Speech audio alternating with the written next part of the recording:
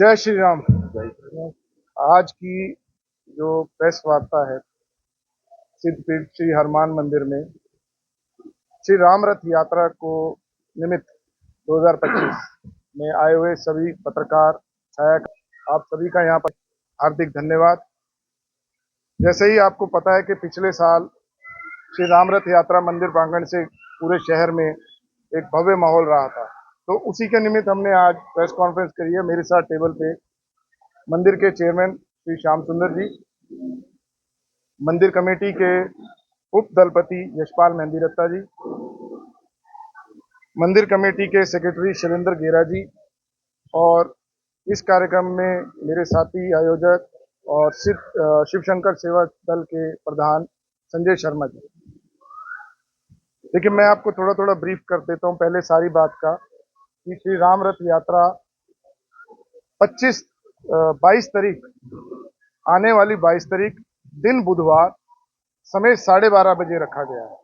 मैं फिर दोहराता हूं, 22 तारीख 22 जनवरी 2025 दिन बुधवार समय 12:30 बजे, और उसका जो रूट रहेगा वो स्टार्ट इसी मंदिर इसी प्रांगण से होएगी। यहाँ से होते हुए राइट को, मतलब अगर हम यहाँ बैठे हैं, मेरे राइट में रामायण बाग, और रामायण बाग से लेफ्ट होते हुए एक दो की चौक से मार्केट में होते हुए सिंह सभा गुरुद्वारा, और वहां से लेफ्ट होकर सामने आकर्षण फर्नीचर से फिर लेफ्ट होके आर्य समाज रोड पे बाहर बीकानेर, बजरंग बीकानेर के आगे से होती हुई वहां से राइट होएगी।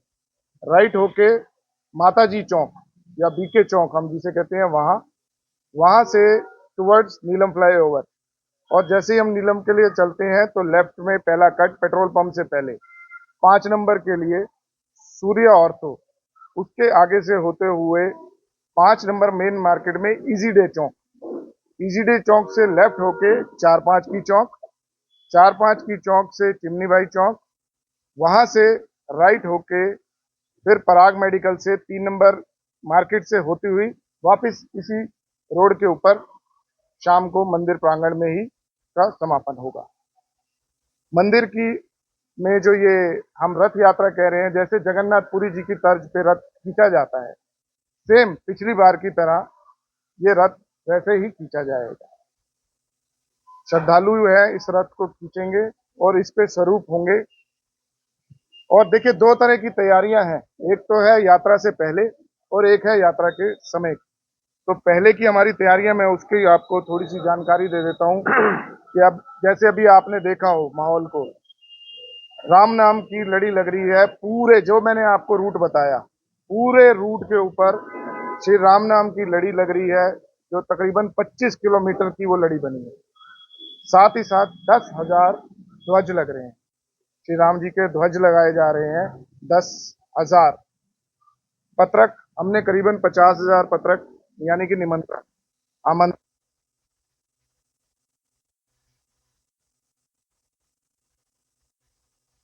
के लिए है। तो के लगभग हमने पत्र भी किसी न किसी के फोन पे शुरू हो गई होगी या आ जाएगी, एक ऑटो फिलिंग शुरू है जिससे हम सूचना दे रहे हैं सबको, ताकि कोई भी आदमी, कोई भी व्यक्ति, कोई भी राम भक्त, कोई भी सनातनी इस चीज से वंचित ना रह जाए कि मेरे तक सूचना नहीं पहुंची। ये कोशिश हमने करी है। गाड़ियों पे स्टिकर लगा के सूचना दे रहे हैं हम लोग। ऑटो ऑटो घुमा रहे हैं हम लोग, ऑटो चल रहे हैं, ऑटो पे रिकॉर्डिंग्स चल रही हैं, उस पे सारी सूचनाएं, समय, स्थान, रूट सब कुछ दिया जा रहा है।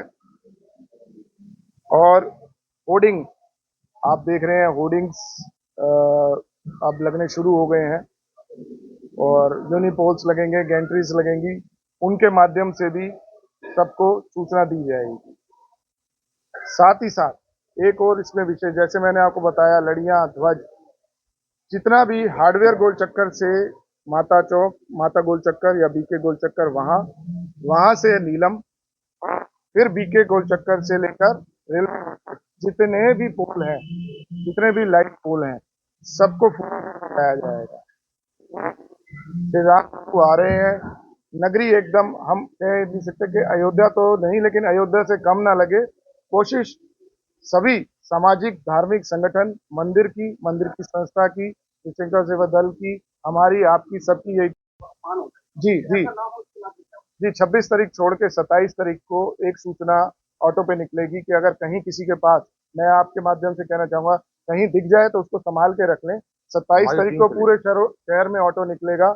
जिसको भी गिरा हुआ मिल जाए या कोई उतरवाना चाहता है तो उसको दे दे, बाइज्जत उनको जल प्रवाह किया जाएगा। अयोध्या में जो यात्रा वो एकादशी पर निकाली जाए, लेकिन आपने जो उसको 22 तारीख की किया है, जैसे लास्ट टाइम को 22 तारीख को वहाँ एकादशी को होगी और आपके यहाँ 22 तारीख को विशेष किया है। देखिए, उसके पीछे एक कारण था कि इतिहास तारीखों को जानता है और हम चाहते हैं कि आने वाली पीढ़ी, अगर हम आज से 50 साल आगे की बात करें तो वो ये कहें 22 तारीख को क्या हुआ था। तो 22 तारीख को रामलला की प्राण प्रतिष्ठा हुई थी, 500 सालों के संघर्ष के बाद, लाखों शहादतों के बाद। बिल्कुल बिल्कुल, हमारी कोशिश। शुभारंभ कौन करेगा? देखिए, राम जी आ रहे हैं, बजरंगबली इसमें हैं और वही करेंगे। और बाकी निमित्त हमारे केंद्रीय मंत्री कृष्णपाल गुर्जर जी और सारे विधायक मंत्रीगण, सबको इनविटेशन दिया गया है, सभी पार्षदों को और भी सम्मान्य जितने भी हैं, चाहे वो भाजपा से हैं या और भी किसी पार्टी से हैं, क्योंकि जैसा मैंने कहा, ये किसी पार्टी का प्रोग्राम नहीं है, ये एक धर्म सनातन का प्रोग्राम है, ये एक एकता यात्रा है। तो सभी को आमंत्रण दिया गया है और अगर जिनके पास नहीं भी पहुंचा तो आपके माध्यम से मैं उन सभी को आमंत्रण देता हूं कि वो इस यात्रा में शामिल हों और बढ़ चढ़ के यदि दान देना चाहे तो कहा आपके द्वारा ये यात्रा निकाली गई थी, संगठनों ने, सामाजिक संस्थानों ने कोई नाम दिया था, निकाल